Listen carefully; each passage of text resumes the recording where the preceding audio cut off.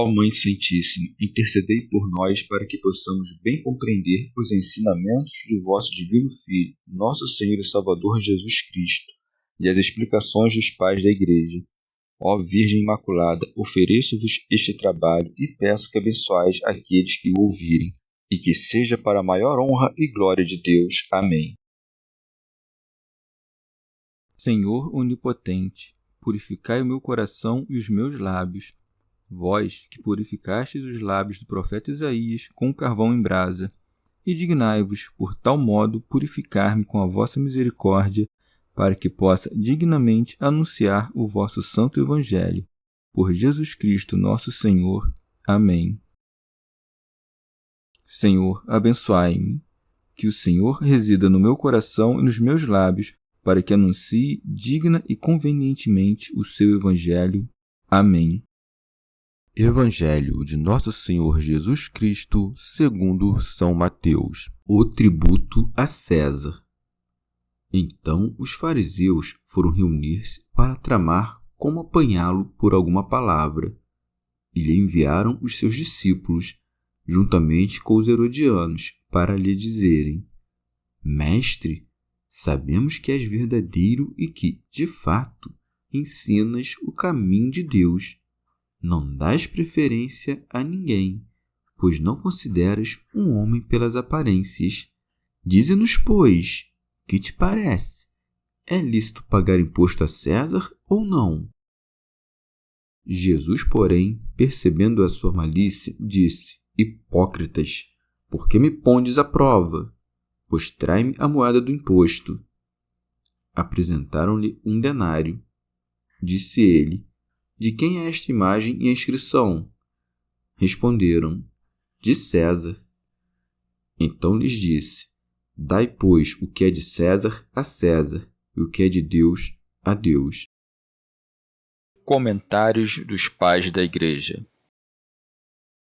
Pseudo Crisóstomo. Assim como acontece quando alguém quer deter um caminho de água que corre e, se esta chega a saltar o obstáculo que a detém, busca seguir seu curso por outro lado, também a malignidade dos judeus, quando se viu confundida por uma parte, buscou saída por outra. Por isso diz: Então os fariseus foram reunir-se para tramar como apanhá-lo por alguma palavra. Foram, direi, buscar os herodianos. Tal foi o plano, como tais eram os maquinadores.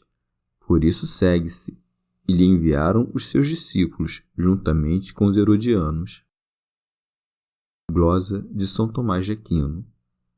Como pessoas desconhecidas, para enganar mais facilmente a Jesus e poder capturá-lo por meio delas, porque, como temiam o povo, não se atreviam a fazê-lo por si mesmos.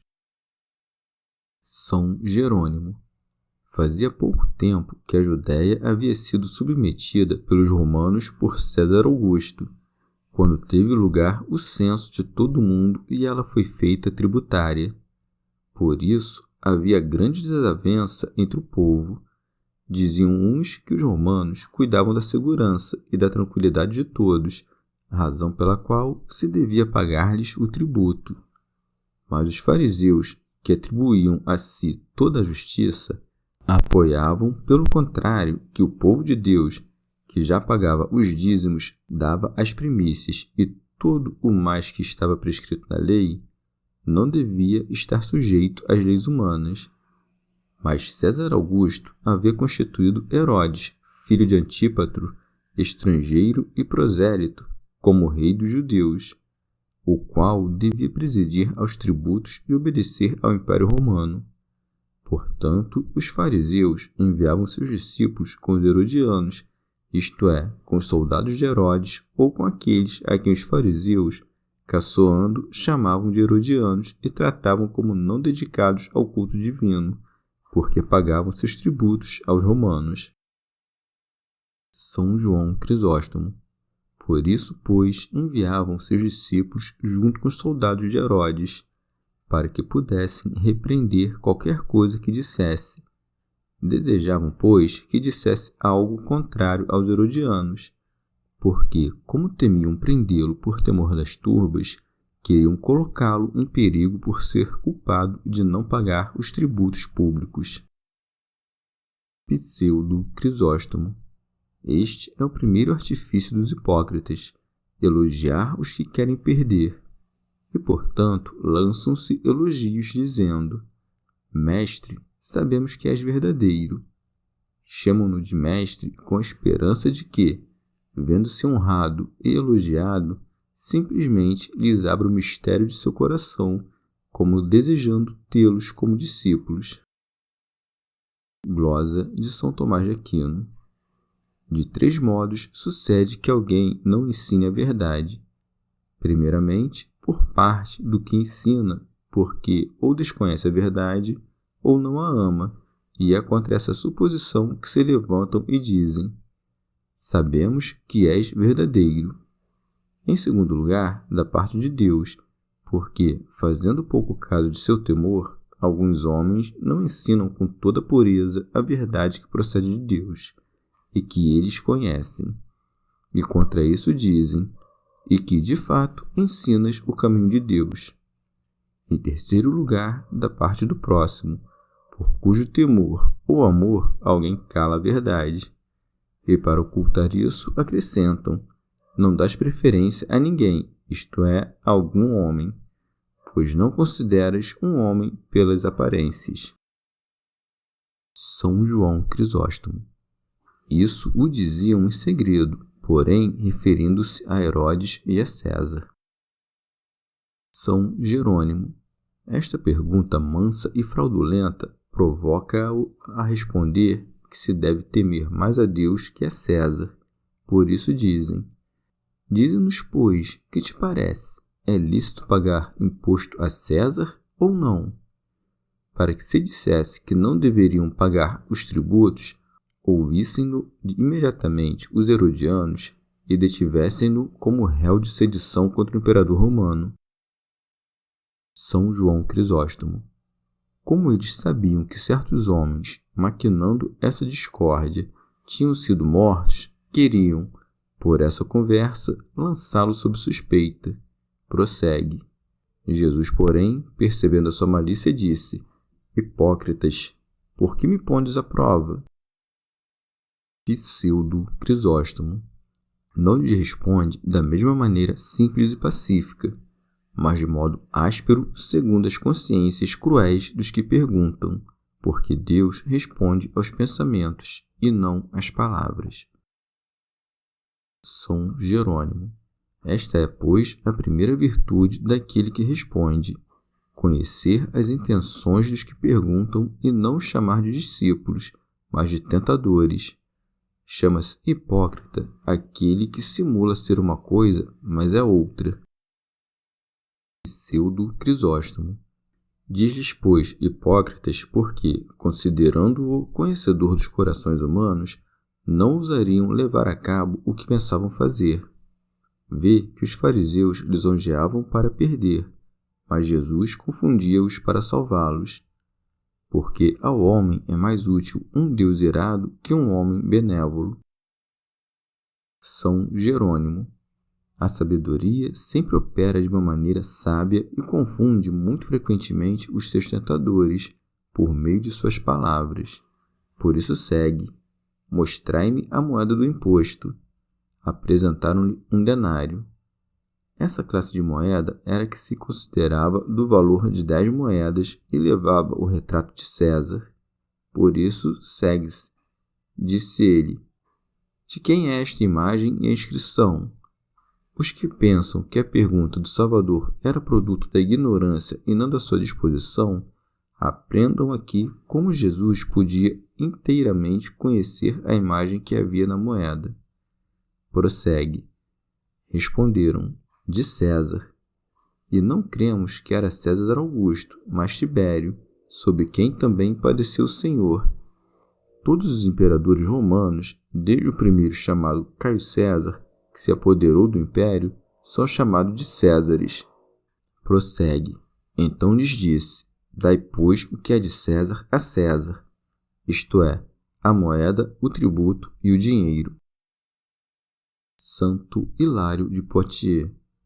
Se nada há que, sendo de César, se encontre entre nós, não estaremos obrigados a dar-lhe o que é seu. Mas, se nos apoiamos em suas coisas, se nos valemos do direito de seu poder, não faremos ofensa alguma se damos a César o que é de César. São João Crisóstomo.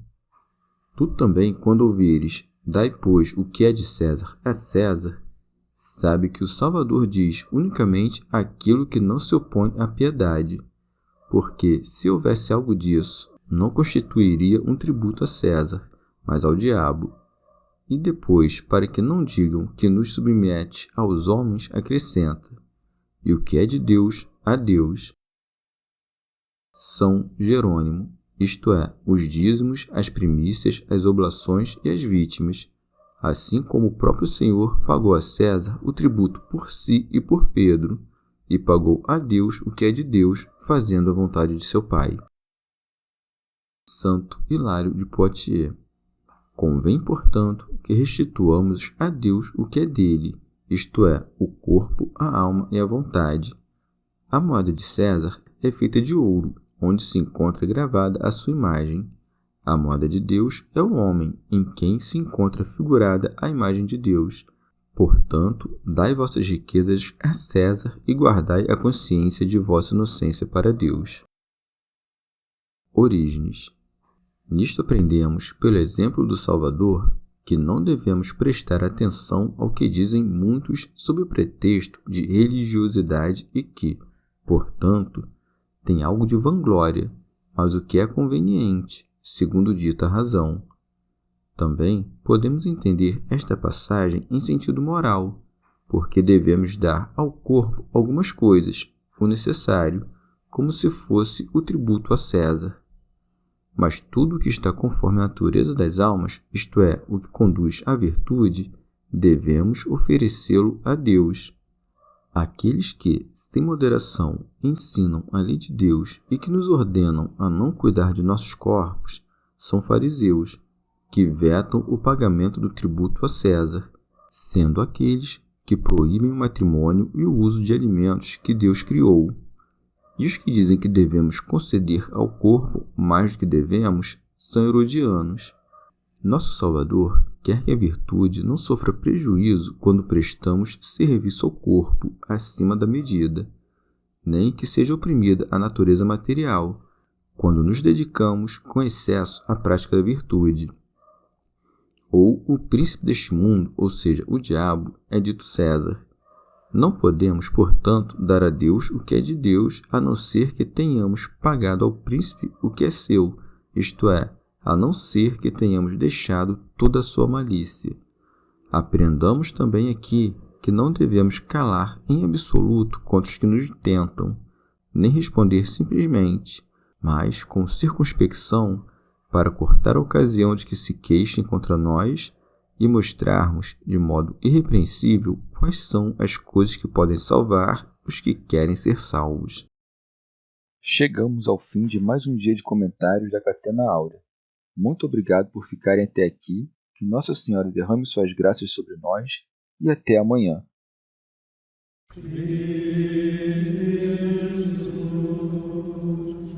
Vai,